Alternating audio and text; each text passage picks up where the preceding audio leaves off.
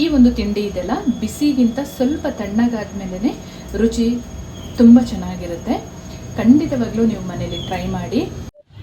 ನಮಸ್ತೆ ಎಲ್ಲರನ್ನು ಸುಸಿಸ್ ಕಿಚನ್ಗೆ ಸ್ವಾಗತ ಮಾಡಿಕೊಂಡು ಇವತ್ತು ಅದ್ಭುತವಾದ ಅಡುಗೆ ಮಾಡ್ತಾ ಇದ್ದೀನಿ. ಬನ್ನಿ ಹೇಗೆ ಮಾಡೋದು ನೋಡೋಣ. ನಾನು ಮಾಡುವ ಅಡುಗೆಗಳು ನಿಮಗೆ ಇಷ್ಟ ಆಗ್ತಿದ್ರೆ ದಯಮಾಡಿ ಸಬ್ಸ್ಕ್ರೈಬ್ ಮಾಡಿಕೊಂಡು ನಿಮ್ಮ ಫ್ರೆಂಡ್ಸ್ ಆ್ಯಂಡ್ ಫ್ಯಾಮಿಲಿಗೆ ಹೆಚ್ಚು ಶೇರ್ ಮಾಡೋದನ್ನು ಮರಿಬೇಡಿ. ಹಾಗೆ ಲೈಕ್ ಮಾಡಿಕೊಂಡು ವಿಡಿಯೋ ವಾಚ್ ಮಾಡಿ. ನಾವಿವತ್ತು ಸೂಪರ್ ಆದ ಒಂದು ಬ್ರೇಕ್ಫಾಸ್ಟ್ ಅಂತಲೇ ಹೇಳ್ಬೋದು. ಇದಕ್ಕೆ ಚಟ್ನಿ, ಸಾಂಬಾರು ಅದು ಇದು ಎಂತ ಸಹ ಬೇಕಾಗಿರಲ್ಲ. ಸ್ವಲ್ಪ ಸಿಹಿ ಮಾಡಿಕೊಂಡ್ರೆ ತುಂಬಾ ಒಳ್ಳೆಯದಾಗುತ್ತೆ. ಮಕ್ಕಳ ಲಂಚ್ ಬಾಕ್ಸಿಗೆ ಕೂಡ ಕೊಡ್ಬೋದು. ಸಾಫ್ಟಾಗಿ ತುಂಬ ಚೆನ್ನಾಗಿರುತ್ತೆ. ಹಾಗೆ ಈವ್ನಿಂಗ್ ಮಕ್ಕಳು ಬರುವಾಗ ಅಥವಾ ಆಫೀಸಿಂದ ನಾವುಗಳೇ ಬಂದು ಮಾಡ್ಕೊಳ್ಬೋದು. ಅಷ್ಟು ಈಸಿಯಾಗಿದೆ. ಅಥವಾ ಲೇಟಾಗಿ ಎದ್ರೂ ಕೂಡ ಈ ರೆಸಿಪಿನ ಮಾಡ್ಕೊಳ್ಬೋದು. ತುಂಬಾ ಒಳ್ಳೆಯದಾಗುತ್ತೆ. ನಾನು ತುಂಬ ಸಲ ಮನೆಯಲ್ಲಿ ಮಾಡ್ತಾ ಇದ್ದೆ.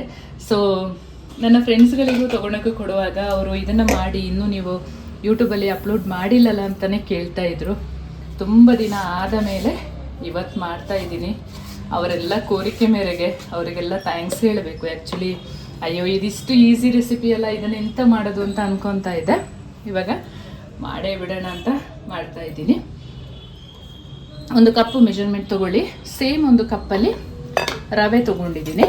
ಇದನ್ನು ಪುಡಿ ಮಾಡ್ಕೊಳ್ಳೋಣ. ರವೆನೇ ಈ ಹದದಲ್ಲಿ ಪುಡಿ ಮಾಡಿಕೊಂಡು ಒಂದು ಮಿಕ್ಸಿಂಗ್ ಬೌಲಿಗೆ ಸೇರಿಸ್ಕೊಳ್ಳೋಣ. ಒಂದು ಕಪ್ ಗೋಧಿ ಹಿಟ್ಟನ್ನು ಸೇರಿಸ್ಕೊಳ್ತಾ ಇದ್ದೀನಿ. ಸೇಮ್ ಒಂದು ಕಪ್ಪಲ್ಲಿ ಅರ್ಧ ಕಪ್ಪಷ್ಟು ಅಕ್ಕಿ ಹಿಟ್ಟನ್ನು ಸೇರಿಸ್ಕೊಳ್ತಾ ಇದ್ದೀನಿ. ಚೆನ್ನಾಗಿ ಮಿಕ್ಸ್ ಮಾಡ್ಕೊಳ್ಳೋಣ. ಇದನ್ನು 1/4 ಟೇಬಲ್ ಸ್ಪೂನಷ್ಟು ಪುಡಿ ಉಪ್ಪನ್ನು ಸೇರಿಸ್ಕೊಳ್ತಾ ಇದ್ದೀನಿ. ಹಾಗೆ ಒಂದು ಅರ್ಧ ಟೇಬಲ್ ಸ್ಪೂನಷ್ಟು ಸೋಂಕಾಳನ್ನು ಸೇರಿಸ್ಕೊಳ್ಳೋಣ. ಒಳ್ಳೆ ಫ್ಲೇವರ್ ಇರುತ್ತೆ ಇದು. ಚೆನ್ನಾಗಿ ಮಿಕ್ಸ್ ಮಾಡ್ಕೊಳ್ಳೋಣ.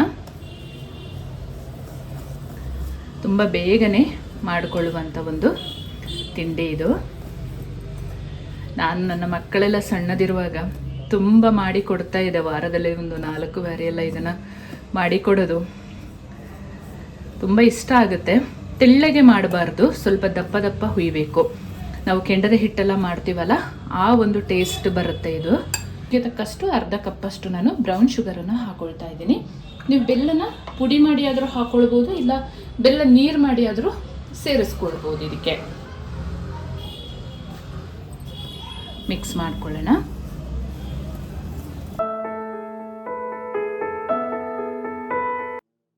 ಎರಡು ಮೊಟ್ಟೆ ತಗೊಂಡಿದ್ದೀನಿ. ಇದನ್ನು ಚೆನ್ನಾಗಿ ಬೀಟ್ ಮಾಡಿ ಹಾಕೊಳ್ಳೋಣ. ಮೊಟ್ಟೆ ತಿನ್ನದವರು ಇದನ್ನು ಸ್ಕಿಪ್ ಮಾಡಿ ಸ್ವಲ್ಪ ಮೊಸರನ್ನು ಸೇರಿಸ್ಕೊಳ್ಳಿ.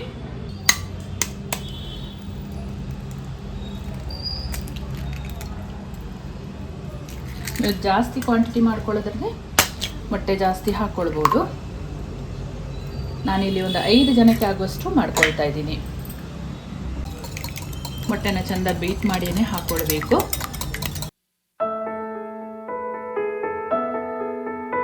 ಬೀಟ್ ಮಾಡಿ ಇಟ್ಕೊಂಡ ಮೊಟ್ಟೆನ ಸೇರಿಸ್ಕೊಳ್ಳೋಣ.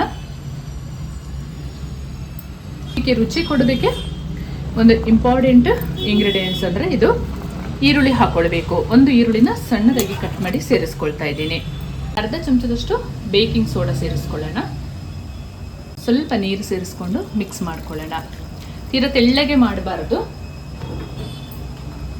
ನೋಡಿಕೊಂಡು ಹದ ಮಿಕ್ಸ್ ಮಾಡ್ಕೊಳ್ಬೇಕು. ಲೈಟಾಗಿ ಸ್ವೀಟ್ ಇರಬೇಕು. ಇದು ತುಂಬಾ ಚೆನ್ನಾಗಿರುತ್ತೆ.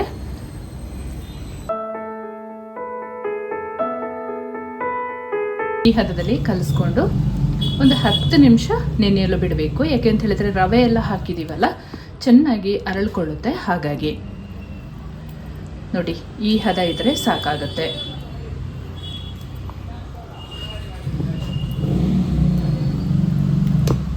ಗಟ್ಟಿಯಾದರೆ ಸ್ವಲ್ಪ ನೀರು ಹಾಕ್ಕೊಳ್ಳೋಣ. ಬೇಕಿದ್ರೆ ನೀವು ಹಾಲಲ್ಲಿ ಕೂಡ ಕಲಿಸ್ಕೊಳ್ಬೋದು, ನೀರು ಬೇಡ ಅಂತ ಹೇಳಿದರೆ. ಅದು ಕೂಡ ತುಂಬಾ ಚೆನ್ನಾಗಾಗುತ್ತೆ. ಎಲ್ಲ ಥರದಲ್ಲೂ ನಾನು ಟ್ರೈ ಮಾಡಿದ್ದೀನಿ. ನೀವು ಒಂದ್ಸಲ ಟ್ರೈ ಮಾಡಿ. ಹಾಗೆ ನಾನು ಮಾಡುವ ಅಡುಗೆಗಳು ನಿಮಗೆ ಇಷ್ಟ ಆಗ್ತಿದ್ರೆ ದಯಮಾಡಿ ಸಬ್ಸ್ಕ್ರೈಬ್ ಮಾಡಿಕೊಂಡು ನಿಮ್ಮ ಫ್ರೆಂಡ್ಸ್ ಆ್ಯಂಡ್ ಫ್ಯಾಮಿಲಿಗೆ ಹೆಚ್ಚು ಶೇರ್ ಮಾಡೋದನ್ನು ಮರಿಬೇಡಿ. ಹಾಗೆ ಲೈಕ್ ಮಾಡಿಕೊಂಡು ವಿಡಿಯೋ ವಾಚ್ ಮಾಡಿ. ಮುಚ್ಚಿ ಒಂದು 10 ನಿಮಿಷ ರೆಸ್ಟ್ ಮಾಡಲು ಬಿಡೋಣ. ಹಿಟ್ಟು ಕಲಸಿಟ್ಟು 10 ನಿಮಿಷ ಆಯಿತು. ಚೆನ್ನಾಗಿ ಒಮ್ಮೆ ಮಿಕ್ಸ್ ಮಾಡಿಕೊಂಡು ಇವಾಗ ತಿಂಡಿನ ರೆಡಿ ಮಾಡ್ಕೊಳ್ಳೋಣ. ತವದಲ್ಲಾದರೂ ಮಾಡ್ಕೊಳ್ಬೋದು, ಇಲ್ಲ ಬಾಣಲಿಲಾದರೂ ಮಾಡ್ಬೋದು, ಇಲ್ಲ ದೋಸೆ ಕಲ್ಲು ಇರುತ್ತಲ್ಲ ಅದರಲ್ಲಾದ್ರೂ ಮಾಡ್ಕೊಳ್ಬೋದು. ನಾನು ಹೆಚ್ಚಿನ ಅಂಶ ದೋಸೆ ಕಲ್ಲು ಇಲ್ಲ ಬಾಣಲಿಲಿ ಫ್ರೈ ಪ್ಯಾನ್ ಎಲ್ಲ ಇರುತ್ತಲ್ಲ ಅದರಲ್ಲಿ ಮಾಡ್ಕೊಳ್ತೀನಿ. ಮೊದಲಿಗೆ ಒಂದು ಫ್ರೈ ಪ್ಯಾನ್ ಬಿಸಿಗೆ ಇಟ್ಕೊಂಡು ಸ್ವಲ್ಪ ಎಣ್ಣೆ ಸೇರಿಸ್ಕೊಳ್ಳೋಣ. ಜಾಸ್ತಿ ಏನು ಎಣ್ಣೆ ಬೇಕಾಗಲ್ಲ, ತುಪ್ಪದಲ್ಲಾದ್ರೂ ಮಾಡ್ಕೊಳ್ಬೋದು.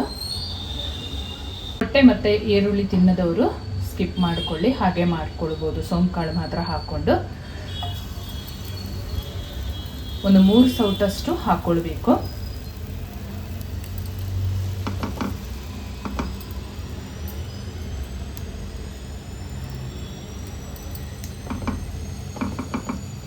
ಇದು ದಪ್ಪ ಇದ್ರೇ ಚೆನ್ನಾಗಿರೋದು. ನಿಧಾನ ಉರಿಯಲ್ಲಿ ಮುಚ್ಚಿ ಬೇಯಿಸ್ಕೊಳ್ಬೇಕು. ಎಷ್ಟು ಚೆನ್ನಾಗಿ ಪೋಲೋಲಾಗಿ ಬೇಯ್ತಾ ಇದೆ ಅಂತ. ಇದನ್ನು ಉಲ್ಟಾ ಮಾಡಿ ಬೇಯಿಸ್ಕೊಳ್ಳೋಣ.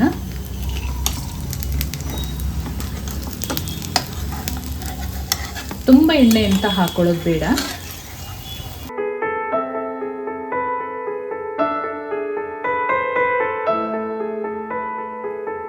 ನಾನು ತಡವಾಗಿ ಎದ್ದಿದ್ದೀನಿ, ಏನು ಮಾಡೋದಪ್ಪ ಮಕ್ಕಳಿಗೆಲ್ಲ ಏನು ಬ್ರೇಕ್ಫಾಸ್ಟ್ ಮಾಡೋದು ಅನ್ನೋದು ತಲೆಯಲ್ಲಿ ಇದ್ದರೂ ಕೂಡ ಈ ರೆಸಿಪಿನ ಮಾಡಿದ ಮೇಲೆ ನಿಮಗೆ ಅನಿಸುತ್ತೆ, ಶುಶಿ ಯಾಕೆ ಇಷ್ಟು ದಿವಸ ನೀವು ಈ ಒಂದು ರೆಸಿಪಿನ ಅಪ್ಲೋಡ್ ಮಾಡಿಲ್ಲ ಅಂತ ಅಂದ್ಕೊತೀರಾ. ಅಷ್ಟು ಅದ್ಭುತವಾಗಿರುತ್ತೆ ನೋಡಿ.